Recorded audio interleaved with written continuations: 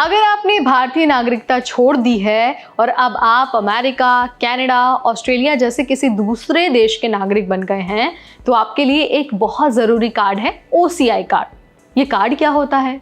इस कार्ड से आप इंडिया बिना वीज़ा के आ सकते हैं, लंबे समय तक रह सकते हैं और बहुत सारी सुविधाएं भी आपको मिलती हैं। तो चलिए आज की इस वीडियो में मैं आपको बता देती हूँ कि OCI जो कार्ड है वो कैसे बनवाया जाता है और इसका यूज़ जो है वो क्या होता है, और आपको स्टेप बाय स्टेप तरीके से समझा देंगे, बता देंगे कि भाई आपको अपना OCI कार्ड कैसे मिलेगा। Hi everybody, you watching NBT Tech Ed and I'm your host Neha Upadhyay. तो भाई सबसे पहला स्टेप है ऑनलाइन फॉर्म भरना। इसके लिए आपको जाना है ऑफिशियल वेबसाइट पर। वेबसाइट है ociservices.gov.in। वहाँ पर आपको सेलेक्ट करना है OCI रजिस्ट्रेशन। फिर आपको अपनी सारी जानकारी फिल करनी होती है, जैसे कि आपका नाम, आपका date of birth, passport details, family की जानकारी, और ये भी आपको बताना होता है कि पहले आप इंडिया के नागरिक थे। और ये बताने के लिए ना आपको 2 चीज़ें अपलोड करनी होती हैं। पहला पासपोर्ट साइज फोटो और दूसरा अपना सिग्नेचर स्कैन करके उसे अपलोड करना होता है। उसके बाद जब आप फॉर्म कंप्लीट कर लेते हैं ना तो उसका प्रिंट आउट आपको अपने पास रख लेना है और जो उसमें रजिस्ट्रेशन नंबर है वो नोट डाउन करके रख लेना है। अब बात करते हैं ज़रूरी डॉक्यूमेंट्स की। तो भाई जिन डॉक्यूमेंट्स के बारे में मैं आपको बताने वाली हूँ ना, सबसे पहले तो ध्यान रखिए वो सेल्फ अटेस्टेड होने चाहिए, यानी कि उन पर आपको अपने सिग्नेचर करने होंगे। डॉक्यूमेंट्स में जो सबसे ज़रूरी है वो है इंडियन पासपोर्ट का सरेंडर सर्टिफिकेट, आपका फॉरेन पासपोर्ट सेल्फ अटेस्टेड होना चाहिए।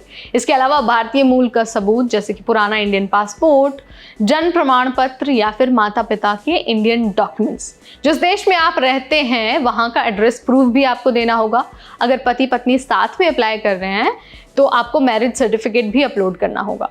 अब देखिए, अगर कोई डॉक्यूमेंट अंग्रेजी में नहीं है तो आप उसका ट्रांसलेशन भी लगा सकते हैं और आपको ट्रांसलेशन लगाना ही पड़ेगा, ठीक है? इस बात का ध्यान रखना है। अब ये जो फॉर्म है ना और जो डॉक्यूमेंट्स हैं, आपको इसे लेना है और लेकर जाना है आपके देश की इंडियन एम्बेसी, कॉन्सुलेट या फिर VFS ग्लोबल सेंटर में। ज़्यादातर जगह पहले से अपॉइंटमेंट लेनी पड़ती है, इसीलिए आप उनकी वेबसाइट चेक कर सकते हैं। वो जो कुछ कहते हैं आप उनको फॉलो कर सकते हैं। वहाँ पर आपको क्या करना है, अपने सारे ओरिजिनल डॉक्यूमेंट्स और फोटो कॉपीज़ ले जाना होगा और वहीं पर सबमिट करना होगा। अब ज़रा बात कर लेते हैं पैसों की। क्यों? क्योंकि अब देखिए हर देश में ना फीस थोड़ी सी अलग होती है। जैसे अमेरिका में जो टोटल फीस है ना वो करीब करीब $275 होती है, क्योंकि इसमें ना सर्विस चार्जेस इंक्लूड होते हैं। पेमेंट का तरीका भी हर मिशन के हिसाब से अलग हो सकता है। कुछ जगह ऑनलाइन पेमेंट एक्सेप्ट होती है तो वहीं कुछ जगह बैंक ड्राफ्ट भी देना होता है। तो भाई आप एम्बेसी की वेबसाइट से एक बार ज़रूर चेक कर लीजिए और मेक श्योर कर लीजिए कि फ़ीस कितनी लगने वाली है। उसके बाद जब आप फॉर्म जमा कर देंगे ना तो आप अपने OCI कार्ड की स्टेटस चेक कर सकते हैं उसी वेबसाइट पर जाकर, यानी कि ociservices.gov.in। बस वहाँ पर आपको अपना जो रजिस्ट्रेशन नंबर है वो फिल करना है और देखना है कि प्रोसेस कहाँ तक पहुँचा है। अब देखिए आमतौर पर ना इस प्रोसेस में टाइम लगता है, 4 से 8 हफ्ते लग सकते हैं, लेकिन देश और डॉक्यूमेंट्स के हिसाब से थोड़ा ज़्यादा वक्त भी लग सकता है। उसके बाद जैसे ही आपका OCI कार्ड अप्रूव हो जाएगा, आपको ईमेल या फिर मैसेज के ज़रिए जानकारी मिल जाएगी। कार्ड या तो आपको डाक से भेज दिया जाएगा या फिर आपको एम्बेसी से जाकर ले लेना होगा। अब देखिए अभी के नए OCI कार्ड्स में पासपोर्ट पर स्टिकर लगवाने की ज़रूरत नहीं होती है, लेकिन कुछ केसेस में डिमांड भी हो सकती है, तो आपको इसके लिए भी तैयार रहना है।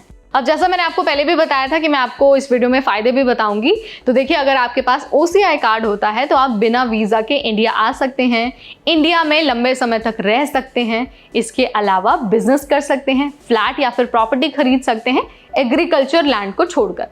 लेकिन यहाँ पर नुकसान ये है कि आप वोट नहीं दे सकते, सरकारी नौकरी नहीं ले सकते हैं और खेती की ज़मीन भी नहीं खरीद सकते हैं। तो भाई अगर आपने भारतीय नागरिकता छोड़ दी है तो OCI कार्ड लेना आपके लिए बहुत फ़ायदेमंद है, और कैसे लेना है वो मैंने आपको बता दिया है, फ़ायदे क्या हैं वो भी आपको मैंने यहाँ पर बता दिया है। आई होप आपके सारे डाउट्स क्लियर हो गए होंगे। तो इस वीडियो में फ़िलहाल इतना ही। तब तक मुझे यानी अपनी होस्ट नेहा को दीजिए इजाज़त। Keep watching NBT Tech Ed।